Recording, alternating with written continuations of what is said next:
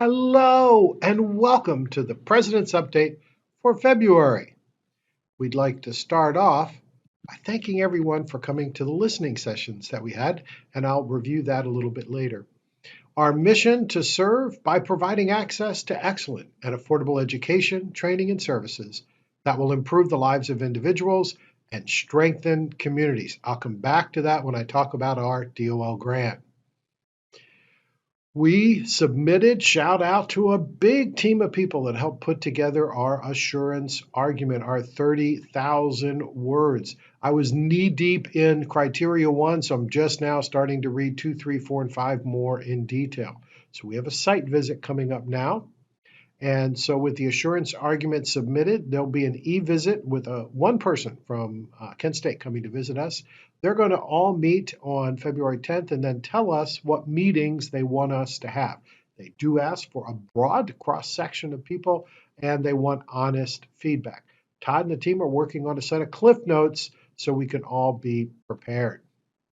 The DOL grant, the Strengthening Community College Training Grants, and COVID relief is very much about helping people return to the workforce, and a lot of that focuses on short-term training. And so we have some, hundreds applied, and one of 11. And so I'm very proud of the team for what they did there. My NSCC version 2 is up and running. I've been using it and enjoying it, so a shout out to the team for that. Do appreciate the team putting together our events that we're doing. College Bowl Sunday. I'd love to be able to gather with my College Bowl t-shirt, but all Zoom, all virtual. It's what we do. The listening sessions. Really appreciate very strong attendance at our listening sessions. And I want to go back to 2018 when we talked about what a great place we are, the importance of community, the importance of access, having pathways for our students, and improving some of our processes that we talked about. Inside, we also mentioned culture and the importance of being one college, communicating more about our work together, and a mindset, maybe moving a little more towards our learners.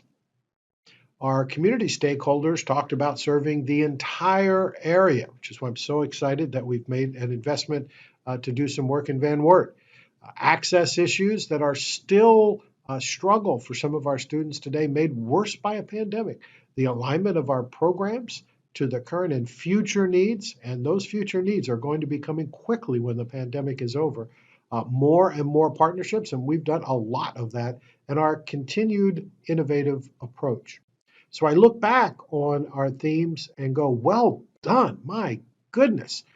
Those are all like checks, tick marks. We did well. What did we hear in our two listening sessions this particular week? Well, strong desire for our students to return. The P-12 schools are open, and can we get our students back in our spaces to serve them and particularly to teach?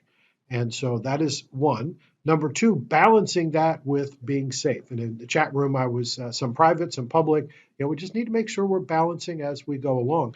When asked about testing, it was clear, dog on the bone, stay on it, Michael. Vaccine, vaccine, vaccine. Get needles in arms. That's our good long-term strategy. And people were feeling it is time to reach out to our students. Lots of emails and comments. When are we? When are we? When are we? So we'll work on all of those. But this was primarily public health. It was kind of the listening sessions this particular time. Really appreciate the achieving the dream. Remember our purpose. Find the gap, close the gap. Find the gap, close the gap.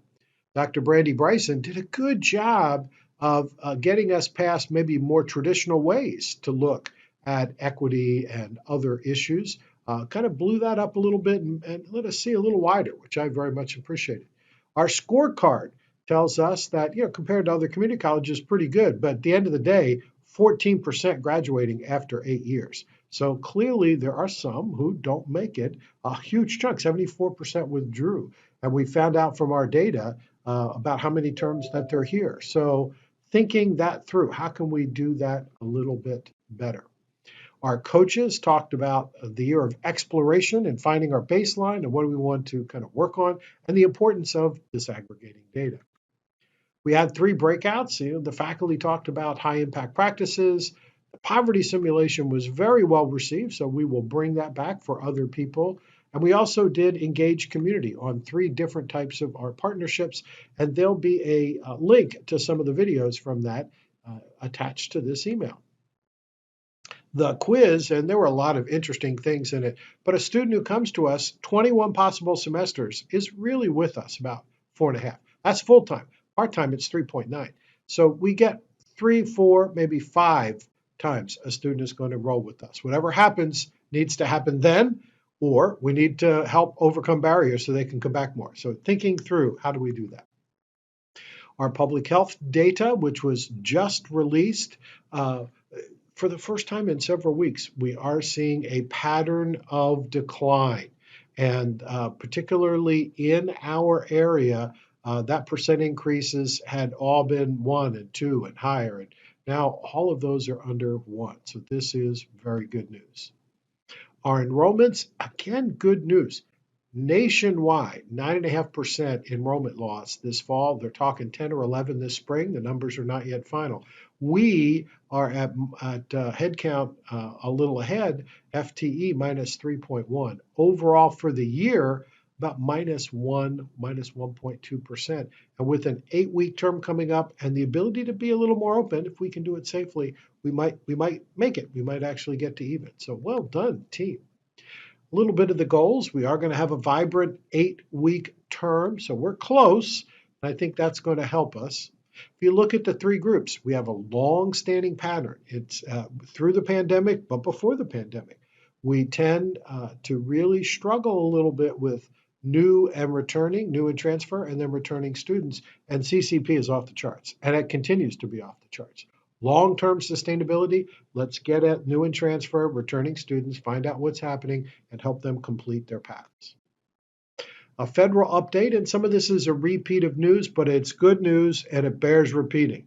FAFSA is changing, and that's going to be important. We're going to have campaigns to get more people connected to FAFSA, the ticket to get to scholarships, which we have increased. We are getting another round of CARES money, $2.284 million. And our CARES 1 funding, which we still have over 800,000 of from combined sources, will be deadline extended. Of that 2.2 million, we are going to have another round directly to students. That money went for rent and food and utilities, as well as students' education. So yes, we need to help our students. The state cut $100 million out of the budget, but at the same time rewarded post-secondary education by restoring the SSI to full value. That true up, as it's called, where we look at the final data, means between all the factors, we're going to get another 460,000, and we have about 10 or 11 million in SSI. So that is really good news. We do have funds for Building B, and you're going to hear an invite to a variety of conversations that you could have on what to do in B or what to do kind of post-COVID in the educational world. Good news from the OBN nursing exit interview. It looks like we're on path there. Senator Rob McCauley is the sponsor. It's one of the reasons I wanted to mention on the Free Speech Act called Forum, and we'll be asked to report a couple times a year on our free speech activities. The fiscal report, doing well. This is January 25 unaudited. We've got 61% of the revenue, and that's without the boost I just talked about. And we've spent 37%, 9.3. Another 6.5 is encumbered in salary. So we're on track for a balanced budget. We are in a space where fiscally we're going to go ahead and talk to the board about tackling some of the deferred maintenance. That really is something kind of bubbling to the top right now. February calendar, we have the SSLI coming up February 11, 12. It's kind of an extension of Achieving the Dream. The Achieving the Dream 2021 conference. We have our site visit that I've already talked about, and then we have a board meeting where, again, I said we're going to talk a little bit about some investments, long-term investments in deferred maintenance, getting those off the plate.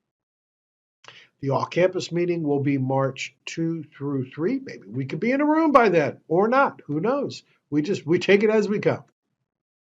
Summer camps are coming back. Robin Wilcox, whole team of people. I think we had 16 camps last year, only really got to do 7. We'll have more than 16 camps this year, so be on the lookout. More on that. Well, that's all I've got. Here's a snapshot from Achieving the Dreamland and talking to the group. Well done, team. We're doing quite well in what are very challenging times. And for that, I say thank you, thank you, thank you here at Northwest State Community College.